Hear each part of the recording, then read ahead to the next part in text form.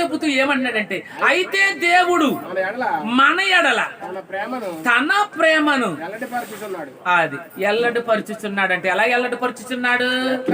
ఎట్లనగా మనం ఇంకను పాపులమై ఉండగానే క్రీస్తు అది మనం ఇంకా పాపులమై ఉండగా మన కొరకు ఏమయ్యాడంట? క్రీస్తు మన కొరకు. మనం పాపులమైతే ఆయన చనిపోతాం ఏంటి? మనం పాపులమైతే ఆయన చనిపోతాం ఏంటంటే, ప్రియ దేవుని పిల్లలారా ఆలోచించండి. సర్వ పాపము పరిహారము నిమిత్తము పరమాత్ముడే తన రక్తాన్ని ఏం చేయాలి? సిందించాలి. సర్వ మానవుల పాపము కొరకు పరమాత్ముడే భూమికి నరావతారముగా వచ్చి తన రక్తాన్ని ఏం చేయాలి? సిందించాలి. ఆ సిందించిన వాడెవరు? పాపులను రక్షించుటకు క్రీస్తు యేసు ఈ లోకానికి వచ్చి ఉన్నాడంట. నేను పాపనా అనొచ్చు నువ్వు. అవును ప్రియ దేవుని పిల్ల, మనం ఇంకాను పాపులమై ఉండగా ఆయన ఏం చేశాడంట? మన కొరకు క్రీస్తు చనిపోయాను. అంటే ఒక నీతిమంతుడు పాపమైన మన కొరకు చనిపోయాడు ప్రియులారా. అంటే పాపం నుండి మనకు విడుదల కలగజేయడానికి ఒక నీతిమంతుడు తన రక్తమును క్రయధనముగా మన కొరకు సిందించాడు, తన ప్రాణాన్ని పెట్టాడు. అంటే ఒక అంతకుడు బయటికి రావాలంటే ప్రియులారా ఒక వ్యక్తి అతనికి జామీను ఇవ్వాలి. అవునా కదా? ఇవ్వలొద్దా? ఒక అంతకుడు జైల్లో ఉన్నాడు, బయటికి రావాలి. ఏం చేయాలి? ఒక ఆడు దొంగడు ఆమె ఇది వదులుతారండి. అంత కూడా వచ్చి నేను ఉంటానండి ఆమె. అబ్బా, నువ్వు ఆడికంటే గొప్పడు, నీ మీద ఆడికంటే ఎక్కువగా నేరాలు మోపబడి ఉన్నవి, నువ్వు ఆమె ఎత్తమేంటి? అది కాదు, ఏ నేరము లేనివాడు, ఏ కేసులు లేనివాడు, అంతేనా? ఆమె జామీన్ ఇచ్చేవాడు ఎవడై ఉండాలి? ఏ కేసులు లేనివాడు. ఏమండి? ఏ కేసులు లేనివాడు వచ్చి అయ్యా ఇతనికి నేను జామీన్ ఇస్తాను, అతను ఏం చేయని విడిచిపెట్టను, ఇతనికి ఏదన్నా పారిపోయినా ఏదైనా జరిగిన నాది పూచ, అంతేనా? ఎలా ఆమె అలాగా? ఇప్పుడు ఆడు ఎక్కడికైనా పారిపోయాడు అనుకో, ఇప్పుడు జైల్లో ఎవరిని పెట్టమని వచ్చాడు? ఈయన నన్ను పెట్టండి, అంతే కదా? జామీన్ ఇచ్చినోడు చెప్పిన సమాధానం ఏంటి? జామీన్ ఇచ్చినోడు సమాధానం ఏంటంటే, ఇతడు పారిపోతే ఇతని బదులు నన్ను పెట్టండి జైల్లో. అలాగే కదా జామీన్ ఇస్తా? అదేనా దానికి సంతకం పెట్టి వస్తాడు? అదేనా దానికి సమాధానం? అదేనా దానికి అర్థం? అది ప్రియులారా ఆలోచించండి. అంతేగాని అందరూ వెళ్ళిపోయి నేను ఇంతనండి, నేను సంతకం పెడతానండి అంటే నువ్వు వాడికంటే నువ్వు ఇంకా నేరస్తుడురా అంటాడు. అవునా కదా? ఏ కేసు లేనివాడు, ఏ నేరము లేనివాడు ప్రియులారా వాడు వచ్చి ఏం చేయాలంటే, నేను ఇతనికి జామీన్ ఇస్తాను, ఇతన్ని విడిచిపెట్టండి అన్నాడు. అదే వ్యక్తి రేపు పొద్దున ఉరిశిక్ష వేయబడిపోతున్నది. ప్రియ దేవుని పిల్లలారా, వెళ్తాడా ఎవడైనా? ఏవండి అతడు చాలా మంచోడు, దుర్గారావు గారు తెలియక తప్పు చేశాడు, అతని గురించి నన్ను ఉరి తీయండి అని వెళ్తాడు ఎవడన్నా? వెళ్తాడా? పోని నా భార్య వెళ్తుందా? పోని నా కూతురు గాని నా కొడుకు గాని వెళ్తారా? ఎవరు వెళ్తారు? మరి ఏం చేస్తామండి మరి అంటారు, పై మాటలు పెదాల మీద వండేస్తారు పోలేండి. కానీ ప్రియ దేవుని పిల్లలారా, నువ్వేమవుతావని యేసుక్రీస్తు వారు నువ్వు పాపములతో ఉండగా పరలోకము సైతము విడిచిపెట్టి ఈ లోకానికి వచ్చి నీ కొరకు తన ప్రాణాన్ని పెట్టాడంటే ఒకసారి ఆలోచించండి. ఏ నేరము లేనివాడు, ఏ పాపము లేనివాడు, ఏ నేరము లేనివాడు ఆయన వచ్చి ఇంకా కొద్ది క్షణాలలో నువ్వు మరణం పేరుతో నరకానికి జారిపోతున్నప్పుడు నీ చెయ్య పట్టుకుని, అంటే మన మీద ఏమి మాపబడి ఉంటే అంతకితం పాపం అనే నేరము మాపబడి ఉన్నది, అతిక్రమం అనే నేరము మాపబడి ఉన్నది, అపరాధం అనే నేరము మన మీద మాపబడి ఉన్నది. ఇన్ని నేరాలు మాపబడి ఉంటే ఏమండి, అన్ని నేరాలు మాపబడి ఉంటే ఉన్నతమైన స్థితిలో పెద్దవాళ్ళు కూర్చున్నా కూడా కూర్చుంటే అర్హత ఉందాడికి ఉన్నదా? ఆడు ఎక్కడ ఉండాలి? జైల్లో ఉండాలి. అవునా కదా? ఆడు జైల్లో ఉండాడు, నేరస్తుడు.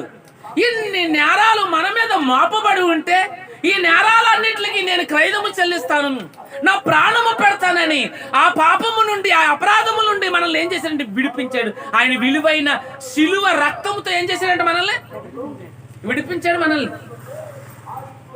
సర్వ పాప పరిహారము కోసం, మనకంటుకున్న పాపాన్ని పరిహారం కావాలంటే పరమాత్ముడే పరలోకాన్ని విడిచిపెట్టి ఈ లోకానికి వచ్చి మన కొరకు కలవరిశిలో తన ప్రాణాన్ని పెట్టాడు, తన రక్తాన్ని సిందించాడు. అందుకనే ఎందుకు మాట్లాడలేదు ఆయన?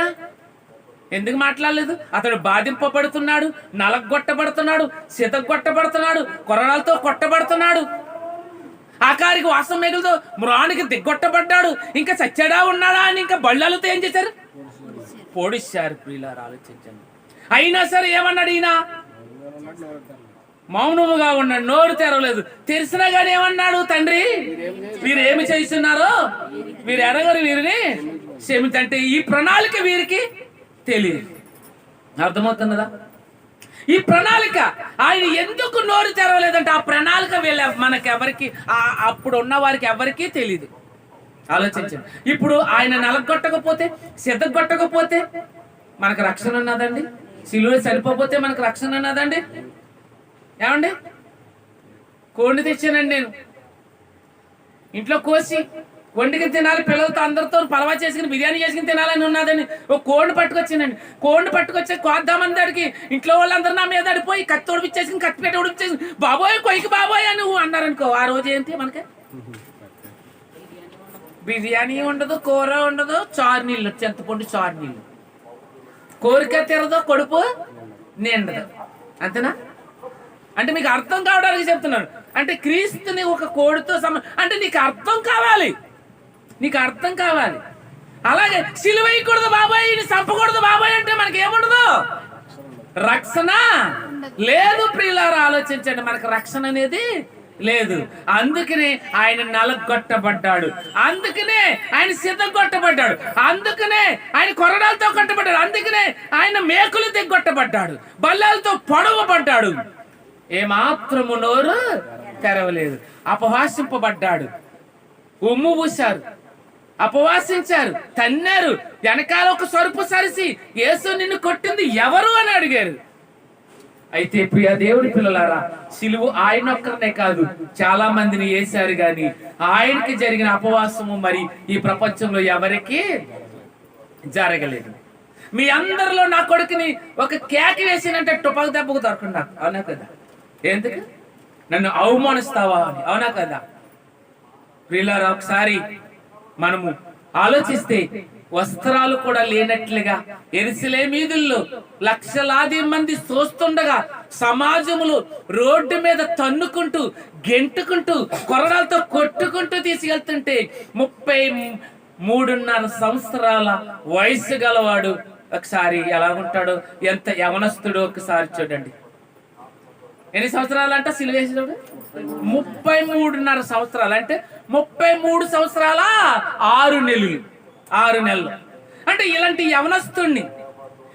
యవనస్తుణ్ణి కొట్టుకుంటూ కొర్రాలుతోండి, వస్త్రాలు కూడా లేవు, కొట్టుకుంటూ సిలువు భుజం మీద పెట్టి తన్నుతూ ఈపి మీద సరుస్తూ తీసుకు వెళుతుంటే ఎంత అవమానం, ఎంత బాధ.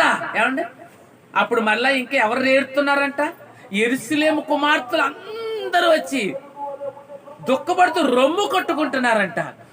ఆ పరిస్థితుల్లోని యెరూషలేము కుమార్తెలారా, నా కోసము మీరు ఏడవకండి, మీకోసము మీ పిల్లల కోసము ఏడవండి. చూసారా?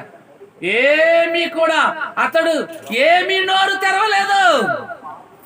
మీ అందరిలో నా భార్యను ఒక కసురుకుంటే ఇక్కడ ఉండదు, నా కూతురునంటే ఇక్కడ కనపడు, నా కొడుకునంటే ముందే కనపడ్డు.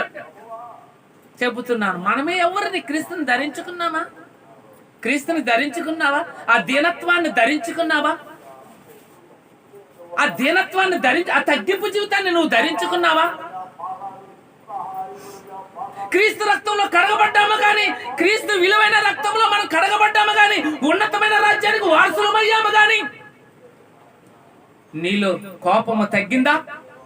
నీలో మరి తగ్గింపు జీవితం ఉన్నదా? ఒక్కసారి ఆలోచించండి ప్రియులారా. పరలోకము సైతం విడిచిపెట్టి విడిచిపెట్టకూడని భాగ్యమని కూడా ఎంచుకొనకుండా తన్ను తాను తగ్గించుకుని దాసుని శరీరము ధరించుకుని, ఏ శరీరం?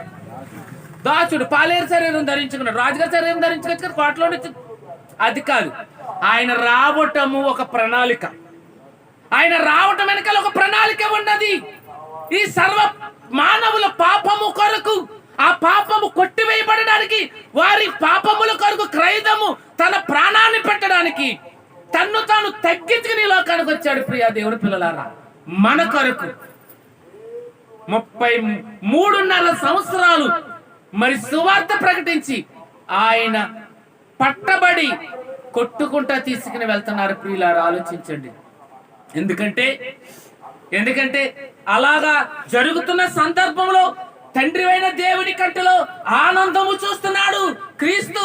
ఇతడు కొట్టబడిన దెబ్బలు కాదు గాని, ఇతడు పొడుతున్న బళ్ళుపు పోట్లు కాదు గాని, ఇతడు దిగ్గొడుతున్న మేకులు కాదు గాని, ఎవరు ఆనందాన్ని క్రీస్తు చూస్తున్నాడంటే తండ్రి అయిన దేవుని ఆనంద బాష్పాలు తన కళ్ళల్లో చూస్తున్నాడు. ఎందుకంటే ఆయనకి తన పిల్లలమైన మన అందరి నేరాలు తుడిచివేయబడుతున్నవి, కొట్టివేయబడుతున్నవి. ఆ రక్తము ద్వారా ఏమవుతున్నాయంట? క్షమింపబడుతున్నవి, కొట్టివేయబడుతున్నవి. మన మీద ఉన్న నేరాలన్నీ కూడా తన రక్తము ద్వారా క్రైదము చెల్లించి కట్టేశారండి మా ఓడిని. 50 ఏళ్ళు ఎవడికో అప్పు చేసి మాకు అందరూ తెలకుండా ఉన్నాడు. కట్టేశారు అక్కడ. ఇప్పుడు నేను వెళ్ళి ఏం చేయాలి? ఆ క్రైదము ఎవరు చెల్లించాలి? ఎవరు ఆమె ఉండాలి? మీరు వెళ్తారా? మరి మీరు ఎవరు వెళ్ళరు? ఇంకెవరున్నారు? మరి నేనే ఉన్నా. మరి నేనేం చేయాలి? వాడి నిమిత్తము నేను కట్టబడాలి. వాడి నిమిత్తము నేను అపహాసింపబడాలి. వాడి నిమిత్తము నేను నిందపడవాలి. అవునా కదా? ఇప్పుడు నేను నిందపడినా పర్లేదు, నేను అపహాసింపబడినా పర్లేదు, నేను సిగ్గుపడినా పర్లేదు. నా కొడుకుని మాత్రం నేనేం చేయాలి? బయటికి. అది కన్న తండ్రి ప్రేమ. మనందరూ పాపాలు ఆయన రక్తంలో కొట్టివేయబడుతుండగా, మనందరూ అపరాధములు ఆయన రక్తంలో తుడిచివేయబడుతుండగా, తండ్రి అయిన దేవుని కంట్లో ఆనంద బాష్పాలు ఈయన చూస్తున్నాడు. ఎలా చూస్తున్నాడంటే, ఇంకో ఉపమానంగా మీకు తెలియజేస్తాను. ప్రియులారా, ఒక తండ్రి తన బత్తాలు మొయ్యలేకపోతున్నా, ఒక తండ్రి పని చేయలేకపోతున్నా, ఒక ఆలోచన అతనికి తన కళ్ళ ముందు ఎవరు కనపడతారు? ఒకసారి చెప్పండి. తన కళ్ళ ముందు ఎవరు కనపడతారు? తన భార్య కనపడుతుంది, తన పిల్లలు కనపడుతున్నారు, తన కుటుంబము కనపడుతుంది. అవునా కదా? అప్పుడు బస్తాలు ఇక్కడి నుంచి తాడంత ఎత్తి ఎక్కలేకపోతున్నాడు, పడిపోయేలాగా ఉన్నాడు, సోలిపోతున్నాడు. అయినా ఎదురెవరు కనపడుతున్నారంట? తనకి తన కుటుంబము కనపడుతుంది. పక్కోడు అంటూ ఉంటాడు, అరే పర్లేదు, కొద్దిసేపురా, పొద్దు ఎలాగ పైకి వచ్చేసిందిరా, కొద్దిసేపురా, ఇంకా సందడిపోతుందిరా, వెళ్ళిపోదాంరా. ఎన్నో ఆశలు పెట్టుకుని వచ్చాడు, ఎన్నో ఆలోచనలు పెట్టుకుని వచ్చాడు. భార్య ఏదో తెమ్మన్నది, పిల్లలు ఏదో తెమ్మన్నది, మరి కొడుకు ఏదో తెమ్మన్నాడు, కూతురు ఏదో తెమ్మన్నది, లేకపోతే భార్య మరి ఏదో తెమ్మని చెప్పింది. ఇవన్నీ జ్ఞాపకం వస్తా ఉంటది. భుజం మీద ఏమున్నది? మొయ్యలేని భారము. ఆ భారము మొయ్యలేకుండా, ఎక్కలేని స్థితిలో ఈ కుటుంబం కనబడుతుంటే, అలాగే పాడేసి వచ్చేది ఏమవుతుంది? వీళ్ళందరూ పస్తులో ఉండాలి. కానీ ఈ కుటుంబం తన కళ్ళ ముందు కనపడుతుంటే కన్నీళ్లు విడిచుచు, ఎంతో బాధపడుచు, ఇదిగో నా కుటుంబం ఉన్నారు, నేను ఇప్పుడు వెళ్ళిపోతే నా కుటుంబం పస్తులు ఉండాలని అతడు ఆ పని చేసి వస్తా ఉంటారు. ఇప్పుడు ఎవరి భారం అంతా ఉన్నదంట అతని భుజం మీద ఎవరి భారం ఉన్నదంట? బస్తాలు మోస్తున్నప్పుడు కుటుంబం భారం ఉన్నది. కూతురుల్లో కూర్చుని ఏం చెప్పింది? నాన్న నువ్వు వచ్చినప్పుడు నాకు అది పట్టరా. కొడుకు ఏం చేసాడు? మెల్ల మీద కూర్చుని ఏం చేసాడు? డాడీ నాకు అది పట్టరా. వెళ్ళిపోయేటప్పుడు ఎదురొచ్చి జాగ్రత్త అండి అని చెప్పి ఏదో మరి అయ్యో పిల్లలు సబ్బులు అయ్యి పట్టరా అంతేనా? భార్య చెప్పింది ఒళ్ళో కూర్చుని పిల్లలు ఒళ్ళో కూర్చుని చెప్పింది. మెల్ల మీద ఎక్కి కూర్చున్నవాడు ఏదో చెప్పాడు, మెల్ల మీద కూర్చుని చెప్పాడు. మా అంతవాడికి వీళ్ళందరూ కనపడుతున్నారు ఈ బరువు మాత్రన్నప్పుడు. ఏంటి ఇలా ఆలోచించండి, భారం ఒక్కసారి ఆలోచించండి. ఈ భారాన్ని మోస్తూ, ఆ బరువు కాదు, ఈ బరువు ఉన్నది ఈ భుజం మీద, ఈ కష్టం ఉంటే, ఈ బత్తాలు ఉంటే ఈ భుజం మీద కుటుంబము ఉన్నది. ఇది పాడేస్తే ఇది కూడా పాడేయలేక, అవునా కదా? కానీ ఇది పాడేయకుండా ఉండాలంటే ఈ భుజం మీద బరువు మోసుకుంటూ వెళ్తూ కాళ్ళు నొప్పుగా ఉన్నా, ఆవేశం వస్తున్నా, అలసట వస్తున్నా, జారిపోతున్నా, పడిపోతున్నా, తన సాధించి తన కుటుంబానికి కావాల్సింది తీసుకుని వస్తాడు. ప్రియ దేవుని పిల్లలారా, ఆలోచించండి. అలాగే తండ్రి అయిన దేవుడు మరి తన కుమారుడు ప్రాణాన్ని పెడుతుంటే, కొర్రలతో కొట్టబడుతుంటే, తన కుమారుడు వాసమేకులు దిగ్గొట్టబడుతుంటే తన్నివాడు తన్నుతున్నాడు, ఉమ్ము ఊసివాడు ఉమ్ము వస్తున్నాడు, వెనకాల వచ్చి సరిసి యేసు నేను ఎవడు కొట్టాడు చెప్పు. కానీ దిగంబరుడుగా వస్త్రాలు ఏమీ లేవు. ఇది సినిమా కాదు, సినిమా కాదు. యథార్థముగా 33.5 సంవత్సరాలు ఉన్న యవనస్తుడు ఎంత అవమానం పడుతున్నాడు, ఎంత సిగ్గుపడుతున్నాడు. కానీ ఎవరిని చూస్తున్నాడు? దేవుడైన కంట్లో ఆనంద బాష్పాలు చూస్తున్నాడు. దేవుడు ఎవరిని చూస్తున్నాడంటే మన పాపములు కొట్టివేయబడుతున్నవి, మన శాపములు కొట్టివేయబడుతున్నవి. వీళ్ళందరూ నా పిల్లలందరూ నా ఇంట్లోనికి వచ్చేస్తారని ఆనందం. ఇది ప్రియా దేవుని పిల్లలారా. అందుకే అతడు ఏమాలదంటే నోరు తెరవలేదు. ఒకసారి ఆలోచించండి, తెరవలేదు. మీరు ఆలోచించండి ప్రియా దేవుని పిల్ల, నోరు తెరవలేదంటే ఎందుకు తెరవలేదు? ఇది ఆయన మీద ఉన్న బాధ్యత, ఆయన మీద ఉన్న బాధ్యత. మనందరి కొరకు తన ప్రాణాన్ని పెట్టాడు, ప్రాణాన్ని పెట్టాడు, తన రక్తాన్ని చిందించాడు కాబట్టి ఇప్పుడు పాపము నుండి మనం ఏమయ్యామంట? విడుదల కలిగి ఉన్నాము మాట. మనం క్రీస్తుత్వంలో కడగబడి. అయితే పాపము ఇప్పుడు మన మీద అధికారము చెయ్యదు. ఇంత క్రైదము పెట్టి ఇంత త్యాగము చేసిన క్రీస్తుని ఏ మాత్రము నువ్వు అంగీకరించావని నిన్ను నీవు పరిశీలన చేసుకోవాలి. ఎప్పుడు మనము ఎందులో చేయట్టినప్పుడు, బల్లలో ఆయన విలువైన రక్తములో చెయ్యి పెట్టినప్పుడు, ఆయన విలువైన శరీరాన్ని, చేల్చబడిన శరీరంలో చెయ్యి పెట్టినప్పుడు నిన్ను నువ్వు ఏం చేయమంటున్నాడంట? పరీక్షించుకోవాలి. జాగ్రత్త, నువ్వు చాలా జాగ్రత్త. నువ్వేమనుకుంటున్నావో మన చెప్పబడింది, ధనవంతుడు మరి తిన్న ఆకు, దరిద్రుడు తిన్న ఆకు ఒకేసారి చుట్టబడి ఎక్కడికి వెళ్తుంది అనుకున్నాము? మనము పెంట మీదకి వెళ్తాది అనుకున్నాము ప్రియా దేవుని పిల్లలారా. కానీ నీవు ఎక్కడికి వెళ్తావు? ఒకసారి ఆలోచించు. సర్వోన్నతుడైన దేవుని కుమారుడు రక్తంలో కడగబడి ఆయనకున్న తగ్గింపు మాదిరిగా మనకు చూపించాడు. ఆ మాదిరిని మనం ఏమవ్వాలి? ఫాలో అవ్వాలి. ఆలోచించారా? ఫాలో అవ్వాలి. తగ్గింపు జీవితం కలిగి ఉండాలి, సమాధానం కలిగి ఉండాలి, బాధ్యత కలిగి ఉండాలి. ప్రియ దేవుని పిల్లలు, మనల్ని మనం ఏం చేయాలి? పరిశీలన చేసుకోవాలి. మనల్ని మనం పరిశీలన చేసుకోవాలి. అందులో చేయి ముంచినప్పుడు చాలా జాగ్రత్త ప్రియ దేవుని పిల్లలారా. ఆలోచించండి. కొరింథీయులకు రాసిన మొదటి పత్రిక 11:23 చూడండి, నేను ముగిస్తా. కొరింథీయులకు రాసిన మొదటి పత్రిక 11:23. కొరింథీయులకు రాసిన మొదటి పత్రిక 11. నేను నీకు అప్పగించిన దానిని ప్రభు వలన పొందుతుని.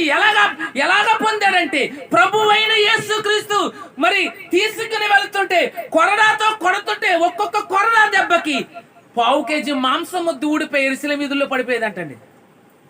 ప్రియులారా, పౌలు ఆ రోజు సంఘంలో, కొరింథీ సంఘంలో మాట్లాడుతూ ఆ సంఘానికి చెబుతూ మీరు చాలా జాగ్రత్తగా ఉండాలి. ఇప్పుడు మీరు చెయ్యి పెడుతున్నారే, ఈ రోజు మీరు చెయ్యి ముంచుతున్నారు. ఆ రొట్టె, ఆ శరీరం ఎలా వచ్చింది? పొయ్యి మీద ఏం కాల్చికి రాలేదు. పరలోకం నుండి వచ్చిన ప్రభు అయిన శరీరం ఎలాగ చేర్చబడిందో ఒకసారి ఆలోచించండి. ఎలా చేర్చబడింది తెలుసా?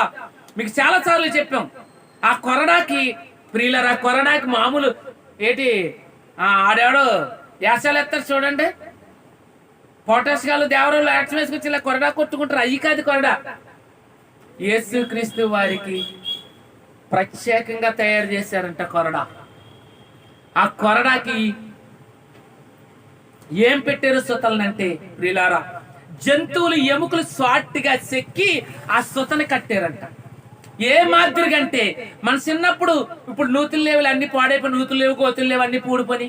కానీ బావులు నూతులు మన చిన్నప్పుడు సేద పడిపోతే గేలం వేసేవారు. ఆ గేలం ఎత్తే కుండలో చెంబులు ఈడి బకెటే కాదు ఆడి బకెట్ ఈడి బకెట్ అందరి బకెట్లు వచ్చేసి మాట.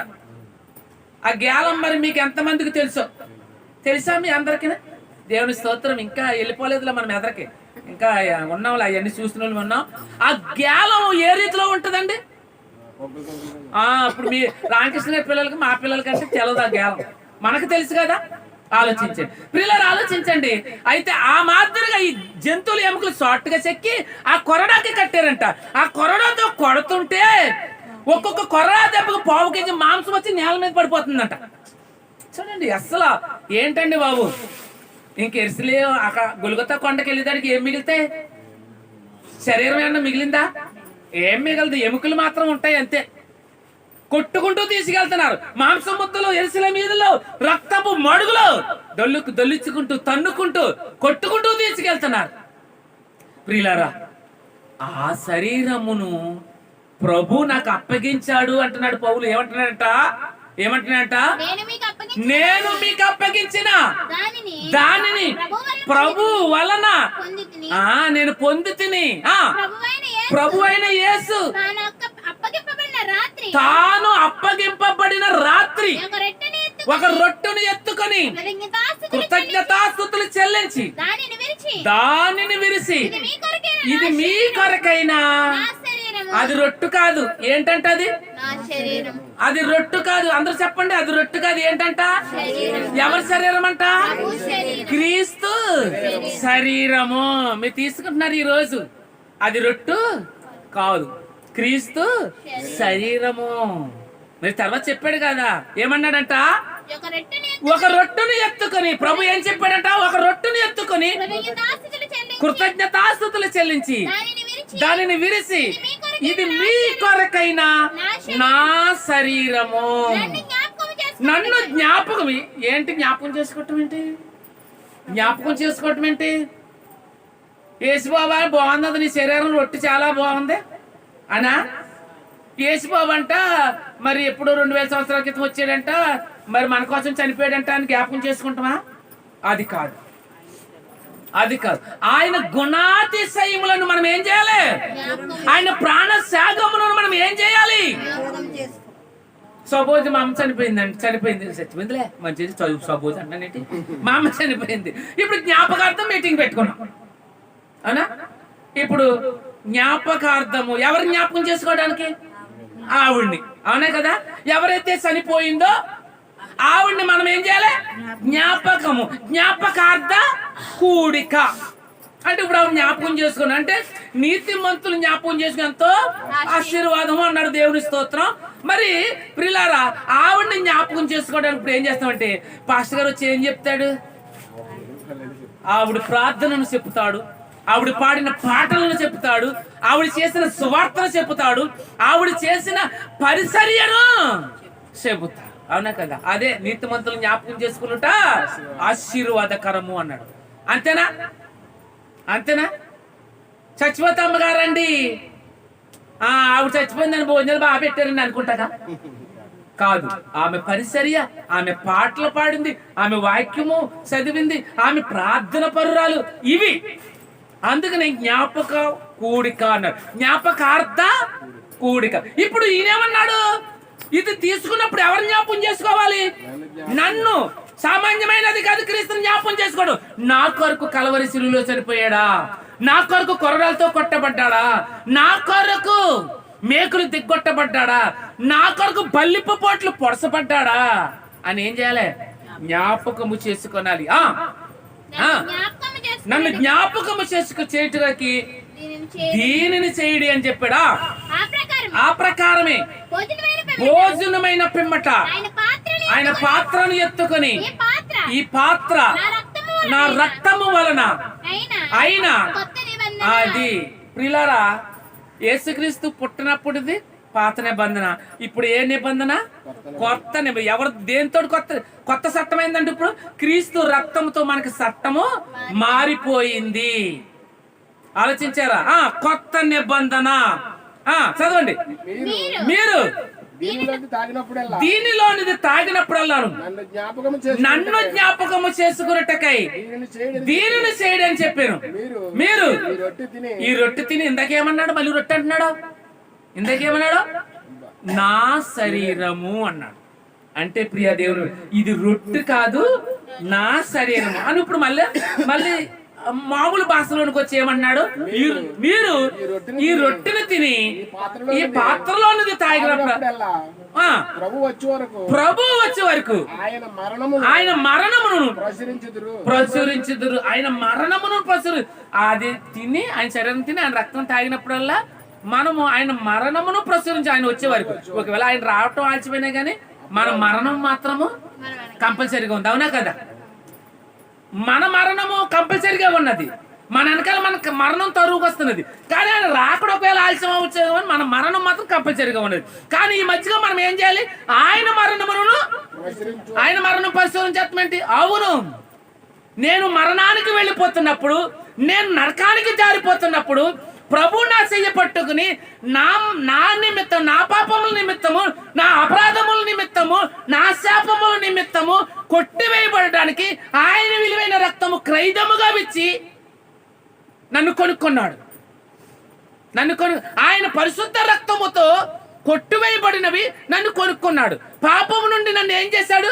విడుదల దయచేశాడు. నువ్వు ఎక్కడున్నా సరే యేసు ప్రభు గొప్పవాడమ్మా, నమ్ముకోండమ్మని కాదు నువ్వు చెప్పవలసింది. యేసు ప్రభు గొప్పవాడమ్మా, మీరు నమ్మండి అని చెప్పడం కాదు. కానీ ఇదిగో ఇప్పుడు నేను పాపం నుండి విడుదల కలిగింది నాకంటే ఎవరి వల్ల తెలుసా? ప్రభువైన యేసుక్రీస్తు గురించి. ప్రభువైన యేసుక్రీస్తు రక్తముతో నన్ను కొన్నాడు, పాపము నుండి నన్ను విడుదల చేశాడని ఒక్కరితోటైనా నువ్వేం చేయాలంట? చెప్పగలిగే ఈ నెలంతట్లో ఏం చెప్తున్నావు? నువ్వు యేసుక్రీస్తుని నమ్మాలి, నువ్వు నమ్మాలి అని ఏం చెప్పక్కర్లేదు. నీకు అర్థమవుతున్నదా? యేసుక్రీస్తు నువ్వు నమ్ము అని ఏం చెప్పక్కర్లేదు. కానీ నీకు జరిగిన సంగతులను నువ్వేం చేయాలి? కృతజ్ఞత చెప్పాలి. నువ్వు బూతులు మాట్లాడేవు కదా, ఏంటి బతులు మాట్లాడతలేదేంటి అంటే, నేను ఇప్పుడు పాపానికి బానిసుడిని కాదు. ఎందుకంటే అందులో నుండి పరిశుద్ధ రక్తంతో నన్ను ఆయన కొనుక్కున్నాడు, ఉన్నతమైన రాజ్యానికి నన్ను వారసుని చేసుకున్నాడు అని నువ్వు చెప్పాలి. నేను విడుదల కలిగి ఉన్నాను, పాపము నుండి, శాపము నుండి విడుదల కలిగి ఉన్నాను, ఉన్నతమైన దేవుని రాజ్యానికి నేను ఏమైనట? వారసుడునయ్యానని నువ్వు చెప్పుకోవాలి. అంతేనా? చెల్లి ఏం చెప్పుకుంది? ఇప్పుడు ఏం చెప్పుకుంది? ఆయన నేనేదో అడిగాను కానీ ఇస్తాడని నేను అనుకోలేదని. దేవుని దగ్గర, దేవుని ఎదుట, సంఘం ఎదుట, సావాసం ఎదుట ఎవరికి కృతజ్ఞత చెప్పుకుందంటే ఇచ్చిన ఆయనకి కృతజ్ఞత చెప్పుకున్నది. అందుని బట్టి అంతకంటే ముందు ఎవరికి దేవునికి కృతజ్ఞత చెప్పుకుంది. అది కాదు, నేను ఇప్పుడు ఆయన పట్టుకొచ్చి ఇచ్చారు ఫీజు కట్టడానికి, ఎలాగనుకున్నాం? దేవుణ్ణి అడిగాం. అవును, రాజుల వలనైనాను, అధికారుల వలన నీకు సహాయము దొరకదు, కానీ నీ దేవుడైన యెహోవా వల్ల నీకు సహాయం దొరికినన్నాడు. అలాగే ఎవరొకరి ద్వారా నీకు సహాయాన్ని దేవుడు ఏం చేస్తాడంట? ఇస్తాడు. నీకు తప్పనిసరిగా ఇస్తాడు నీకు. అందుని బట్టి నువ్వేం చేయాలంటే ఆయనందు విశ్వాసం కలిగి ఉండాలి, ఆయనందు నిరీక్షణ కలిగి ఉండాలి. నువ్వు చాలా జాగ్రత్తగా ఉండాలి. నువ్వు ఆయనకు కృతజ్ఞతలు చెల్లించేవాడుగా.